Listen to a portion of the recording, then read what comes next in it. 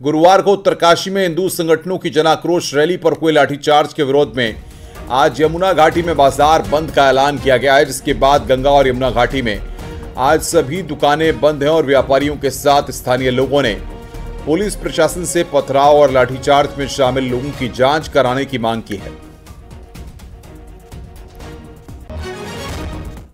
अगर मुसलमानों ने, साफ कह रहा हूं, मुसलमान अगर उन्होंने नमाज अदा की, कल हमारी भी पिटाई होगी। हमें तो अपने देवता के दर्शन नहीं किए, और अगर उन्हें नमाज अदा करने की यहाँ के प्रशासन ने अनुमति दी है या करने दिया, तो फिर यहाँ कल से बड़ा कांड हो जाएगा। फिर उसकी जिम्मेदारी हमारी नहीं, फिर यहाँ का नौजवान फैसला करेगा इनके साथ में। तो प्रशासन से ये खासकर मेरा भी और आम जनता की तरफ से ये अपील है, ये मुद्दा सामने आना चाहिए कि वो जो पथराव हुआ वो किन लोगों ने किया और कौन लोग इसके पीछे जिम्मेदार थे, जिस कारण लाठीचार्ज हुआ और माहौल ऐसा हो गया कि आज यमुना घाटी, यहाँ से लेकर यमुना घाटी तक और ऊपर गंगोत्री तक टोटल जितने हमारे व्यापार मंडल की इकाइयाँ हैं, सबने बंद की कॉल करी है। शांत जनपद उत्तरकाशी के इतिहास में पहली बार ऐसा हुआ कि जन आक्रोश रैली लाठीचार्ज और पथराव में बदल गई।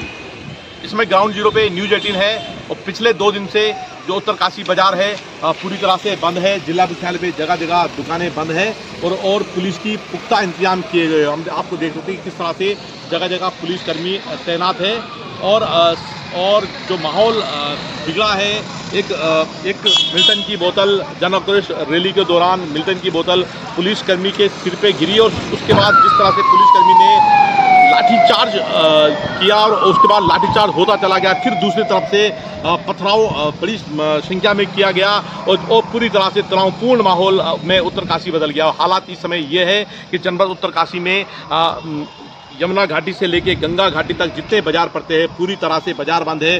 लोग आक्रोश जता रहे कि इस तरह की घटना क्यों नहीं, ये जो जन आक्रोश रैली थी इसे शांतिपूर्वक ढंग से आगे बढ़ने दिया गया और यहाँ पे इस तरह की घटना पहले कभी नहीं हुई थी, जिसके चलते लोगों ने दुकानें बंद करके पूरे उत्तरकाशी में जन आक्रोश रैली का समर्थन करते हुए जिस तरह से बाहरी लोग उत्तरकाशी में बस रहे हैं, वो अतिक्रमण करके बस रहे हैं, उसके खिलाफ एक बार फिर से अपना विरोध जताया है। और हिंदू संगठन से जुड़े लोग लगातार तनावपूर्ण स्थिति पैदा किए हुए हैं।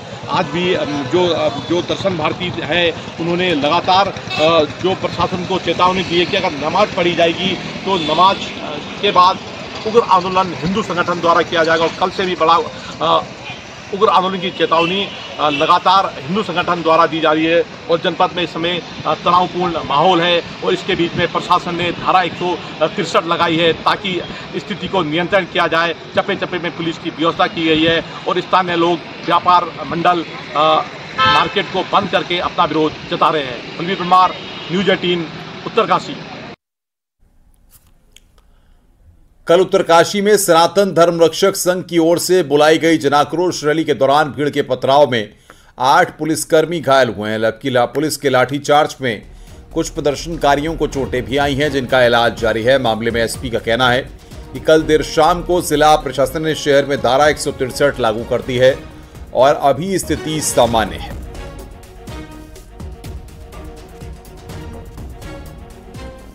में संयुक्त सनातन धर्म रक्षक संघ द्वारा एक रैली का आयोजन किया गया था। इस रैली में उनको सशर्त परमिशन प्रशासन द्वारा दी गई थी। उसमें इनका रूट डिसाइडेड था, समय भी डिसाइडेड था।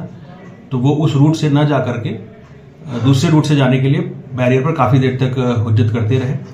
उसमें पुलिस वालों ने उनको बहुत पेशेंटली उनको रोका।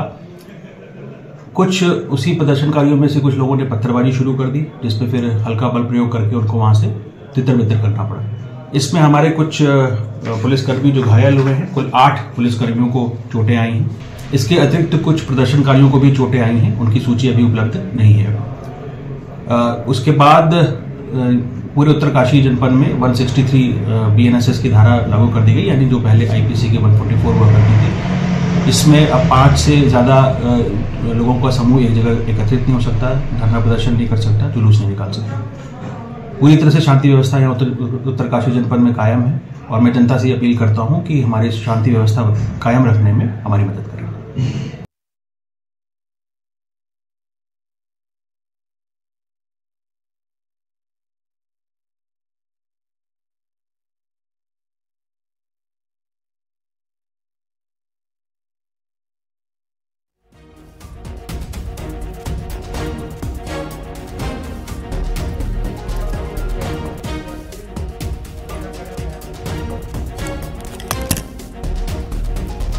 और ग्राउंड जीरो पर हमारे संवाददाता बलबीर परमार उत्तरकाशी से हमारे साथ फोन लाइन पे सीधे जुड़ रहे हैं।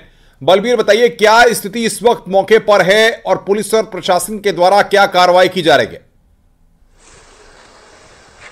बिल्कुल, इस समय अपडेट यह है कि उत्तरकाशी पूरी तरह से बंद है। चाहे यमुना घाटी हो चाहे गंगा घाटी हो, सभी ने दुकानें बंद करके अपना विरोध जता रहे हैं। और सबसे बड़ी परेशानी यात्रियों को हो रही है क्योंकि कोई भी दुकान किसी भी रूट पे खुला नहीं है।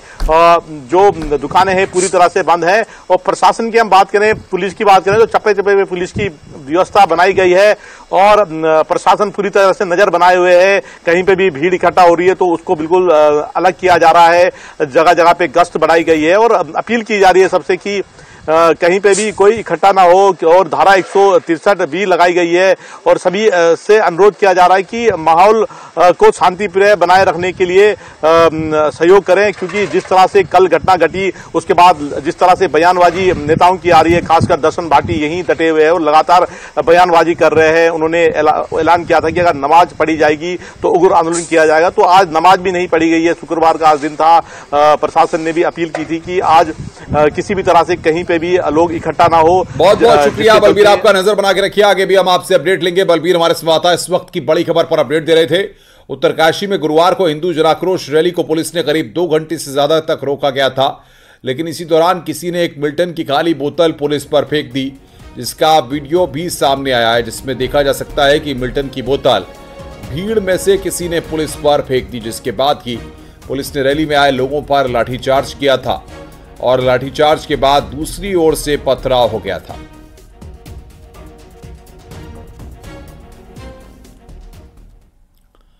आगे बढ़ते हैं। उत्तराखंड के विश्वविद्यालयों में छात्र संघ चुनाव न होने से छात्र नेताओं में जबरदस्त गुस्सा और नाराजगी है।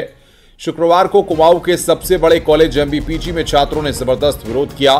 खास बात यह है कि विरोध प्रदर्शन में NSUI और ABVP के छात्र नेता एक साथ दिखे हैं और हर हाल में छात्र संघ चुनाव कराने की मांग की गई है। जबकि गुरुवार को एक याचिका में सुनवाई के दौरान हाईकोर्ट ने सरकार के उस फैसले पर सहमति जताई थी, जिसमें सरकार ने कहा था कि लिंग 2 कमेटी की सिफारिशों के मुताबिक चुनाव नहीं कराए जा सकते। इसके बाद यह साफ हो गया था कि उत्तराखंड के विभिन्न विश्वविद्यालयों से जुड़े 118 कॉलेजों में छात्र संघ चुनाव नहीं होंगे। इसके खिलाफ छात्र नेताओं का गुस्सा देखने को मिल रहा है और वो सरकार को चुनौती दे रहे हैं।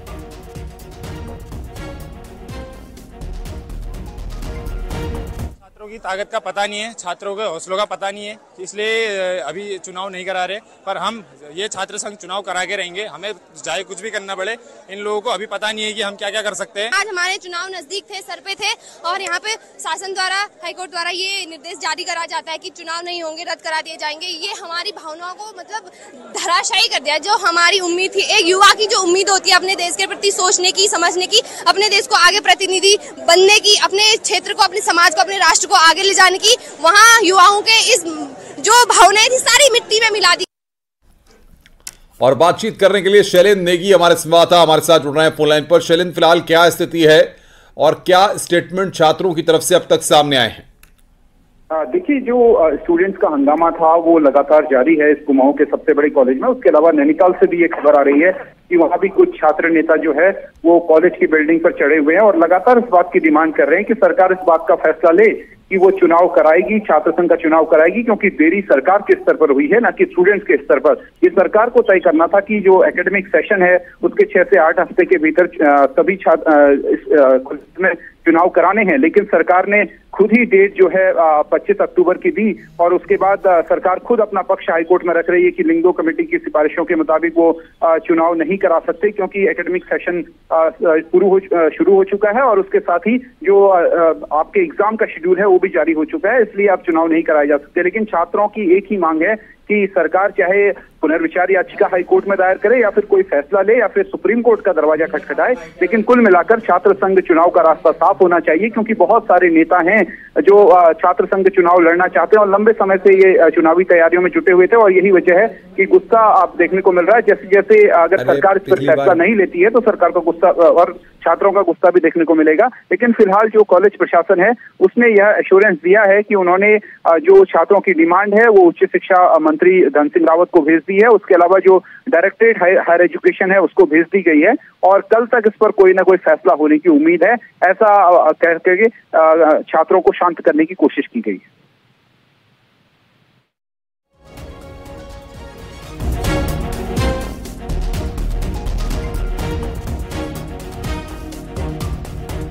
हेलो,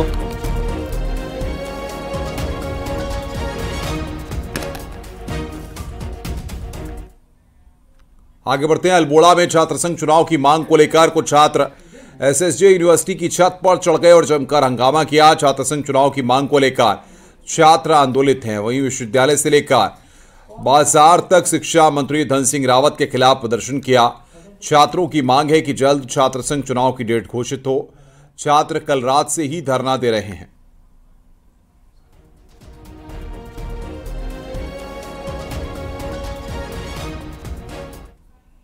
धरना और जो रोड ब्लॉक करी गई है वो उसका मुख्य उद्देश्य ये है कि छात्र संघ चुनाव को जो है सरकार के द्वारा बंद करा जा रहा है, उसी उद्देश्य में आज छात्र को ये भाजपा सरकार को चेताने के लिए है। और मुख्य रूप से धन सिंह रावत जी को ये चेताना चाहते हैं कि जब तक हमारे छात्र हितों के ऊपर कोई भी बात आएगी तो हम इसी प्रकार का प्रचंड रूप इनके खिलाफ दिखाएंगे। देखिए, हम लगभग 3 दिनों से अपने इस आंदोलन को कर रहे हैं। इस विरोध प्रदर्शन को हम समस्त छात्र संगठनों के साथ मिलकर कर रहे हैं, लेकिन सरकार, विश्वविद्यालय प्रशासन और परिसर प्रशासन किसी के द्वारा भी अभी तक कोई भी आश्वासन लिखित हो चाहे मौखिक रूप से हमें नहीं दिया गया है। और जब तक तिथि घोषित नहीं होती है तब तक इसी तरह से हम लोग टिके रहेंगे। सभी छात्र संगठन मिलकर इस विरोध प्रदर्शन कार्यक्रम को करते रहेंगे।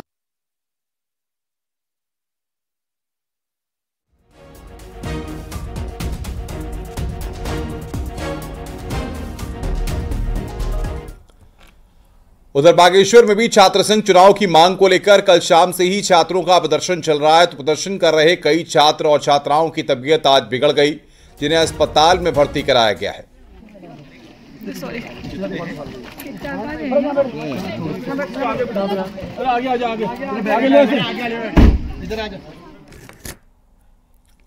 हल्द्वानी में गुरुवार को एक मिठाई की दुकान में बड़ा हादसा हो गया था। मंगल पड़ाव इलाके में स्टैंडर्ड स्वीट नाम की एक दुकान में फ्रिज रिपेयर करने आए मैकेनिक के सिर पर ऊपर वाले फ्लोर से एलपीजी सिलेंडर गिर गया, जिससे मैकेनिक की मौके पर ही मौत हो गई। इस पूरी घटना का सीसीटीवी वीडियो अब सामने आया है। वीडियो में साफ दिखाई दे रहा है कि किस तरह से मैकेनिक के सिर पर अचानक से सिलेंडर गिरा और उसकी मौके पर ही मौत हो गई। बताया जा रहा है कि दुकान में काम करने वाले कुछ कर्मचारी एलपीजी सिलेंडर को क्लिप में फंसाकर दूसरी मंजिल की तरफ बढ़ रहे थे, तभी सिलेंडर क्लिप से अलग हो गया और नीचे जा रहे मैकेनिक पर जाकर सिर पर जा गिरा।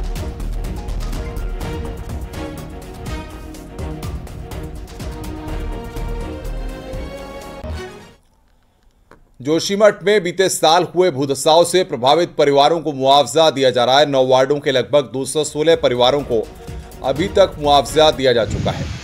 जिला प्रशासन का कहना है कि जो लोग मुआवजा ले चुके हैं और घरों को खाली कराया जा रहा है। यही नहीं, जोशीमठ के कैरिंग कैपेसिटी को कम करने के लिए घरों का मलबा भी जोशीमठ से हटाने का काम किया जा रहा है। भूधसाव के बाद वैज्ञानिकों ने जोशीमठ के कैरिंग कैपेसिटी कम करने की सरकार को सलाह दी है।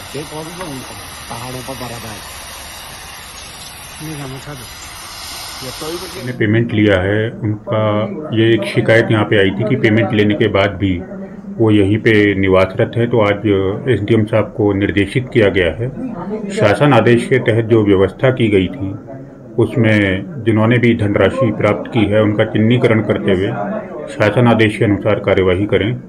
और जो पुराना मलबा यहाँ पड़ा था उसमें आज एक दिन पीडब्ल्यूडी को भी निर्देशित किया है कि चिन्हीकरण करते हुए उसके निस्तारण की आवश्यक कार्यवाही शुरू करें। आगे बढ़ते हैं। रुड़की में खाद्य सुरक्षा विभाग त्योहारी सीजन को लेकर जिले में लगातार छापेमारी की कार्रवाई कर रहा है, जिसमें होटल, ढाबों, डेयरी, मिठाई की दुकानों से सैंपल भी इकट्ठा कर जांच के लिए भेजे गए। खाद्य विभाग का कहना है कि जांच रिपोर्ट में गड़बड़ी होने पर मिलावटखोरों पर कार्रवाई की जाएगी।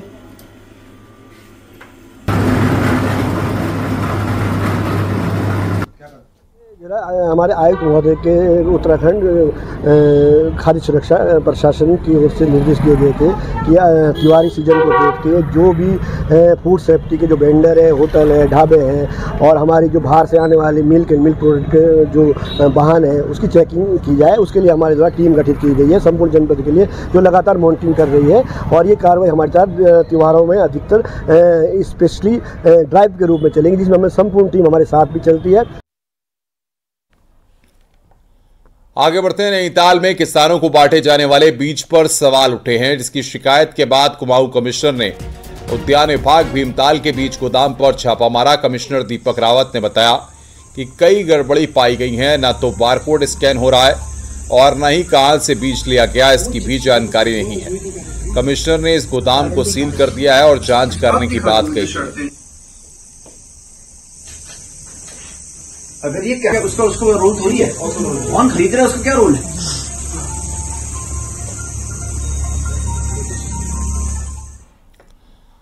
आगे बढ़ते हैं। हल्द्वानी से नैनीताल के लिए बाईपास बनाने का सपना अब दूर की कौड़ी लग रहा है। हालात तो यह है कि देवीधुरा बसानी रोड ही ग्रामीणों के लिए मुसीबत का सबब बन गई है।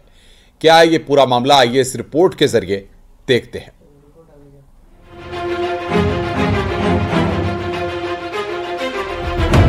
देवीधुरा बेल बसानी सड़क के ये हालात पिछले कई महीनों से बने हुए हैं। कई जगहों पर बारिश के बाद टूटी सड़क ठीक नहीं हो पाई, वहीं कुछ जगहों पर लैंडस्लाइड राहगीरों के लिए मुसीबत बन गया है। आसपास के गांव के लोग इसी सड़क से जान जोखिम में डालकर सफर कर रहे हैं। 2 महीने तक तो मतलब पूरा पैदल ही आवाजावन हो रहा है, गाड़ियों का तो मतलब कोई सवाल ही नहीं है। उसके बाद क्या है, इसमें क्या कहते हैं, पूरा भीड़ा धस चुका है, प्रशासन कोई काम करने को तैयार नहीं है। जब कुछ ज़्यादा ही वो हो चुका था तो उसके बाद जाके प्रशासन ने थोड़ा बहुत मशीन भेज के थोड़ा बहुत काम करवाया है, नहीं तो अभी भी रोड की हालत वही है। यहाँ पर रोड खराब हो रही है और ये ऊपर से जो भीड़ा आ रहा है, ये नीचे उधर से पहाड़ी बड़े बड़े पत्थर आ रहे हैं और बरसात में यहाँ पर कीचड़ हुआ था, जिससे हमें बहुत दिक्कत हो रही है। गाड़ी ले जाने या लाने में फंस जा रही है और गाड़ी भी खराब हो जा रही है। दरअसल सरकार की इसी सड़क के जरिए नैनीताल हल्द्वानी के लिए बाईपास तैयार करने की योजना है। वहीं काठ गोदाम से लेकर नैनीताल सड़क पर गाड़ियों के प्रेशर को कम करने की भी योजना है, लेकिन खराब सड़क मुसीबत का सबब बन गई है। इसका एक स्पॉट ऐसा है जो बहुत ज़्यादा वॉश आउट हो गया है और उसका एक दीर्घकालीन जो समाधान है लैंडस्लाइड ट्रीटमेंट का, वही किया जाना आवश्यक है। उसके लिए विभाग ने एक डीपीआर बनाकर शासन को भेजी है, आपदा प्रबंधन विभाग को। उसमें जैसे ही पैसा निर्गत होता है उसको हम लोग ठीक करा देंगे।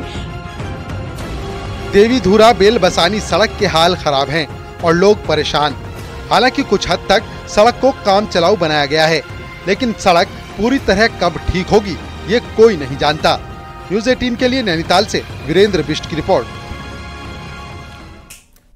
हरिद्वार से भारतीय जनता पार्टी के सांसद त्रिवेंद्र सिंह रावत ने आज सफाई अभियान चलाया। बीजेपी कार्यकर्ताओं के साथ गंग नहर में सफाई के साथ डाम कोठी के पास गणेश घाट पर चलाया गया सफाई अभियान। इस दौरान त्रिवेंद्र रावत ने लोगों से गंगा को स्वच्छ रखने की अपील की। इस दौरान त्रिवेंद्र सिंह रावत ने कहा कि गंगा की सफाई करके उन्हें संतुष्टि मिली।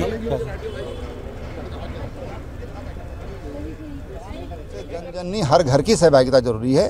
घर वाले अपने घर में सफाई रखें, अपने चौके चूल्हे साफ रखें, अपने टॉयलेट साफ रखें। तो मैं समझता हूं कि जो अभियान ये चल रहा है, जो हमारा मकसद है कि लोगों में इसकी जागरूकता फैले, वो अभियान हम मानेंगे सफल हुआ है। भगवान बद्री विशाल की यात्रा अंतिम चरण में चल रही है।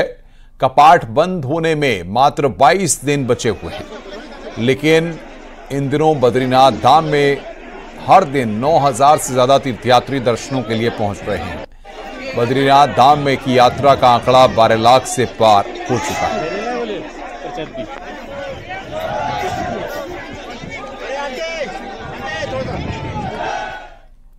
हेमकुंड साहिब के कपाट बंद हो चुके हैं। हेमकुंड साहिब में सुबह शाम के तापमान में गिरावट की वजह से पवित्र सरोवर भी जमने लगा है। गुरुद्वारा कमेटी ने यहां पर निर्माण कार्य करवा रही है। गुरुद्वारा कमेटी ने बताया कि हेमकुंड साहिब में ठंड से पानी तक जमने लगा है।